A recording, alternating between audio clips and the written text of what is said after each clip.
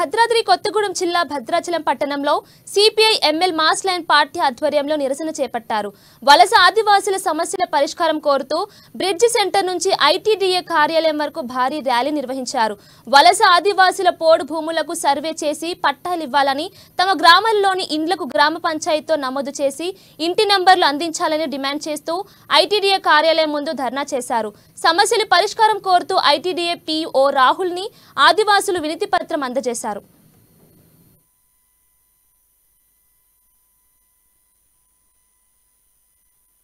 ప్రజలారా, ఈ రోజు రాష్ట్రంలో పోడు భూముల సమస్య పరిష్కరించామని చెప్పి గత ప్రభుత్వం చెప్పింది.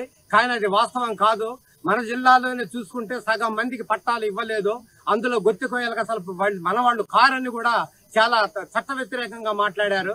ఇక్కడ ఈ ప్రాంతంలో వందలాది సంవత్సరాల నుంచి ఈ ప్రాంతంలో గిరిజనేతర పేదలు, గొల్లోళ్ళు, తర్వాత మాలోళ్ళు, మాదిగోళ్ళు, ఇట్లా ఎస్సీలు కూడా బ్రతుకుతా ఉన్నారు, బీసీలు బ్రతుకుతా ఉన్నారు.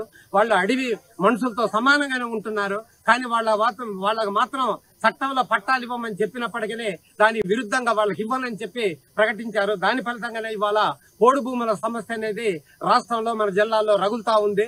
కేసీఆర్ హరితహారం పేరుతోటి అడవిని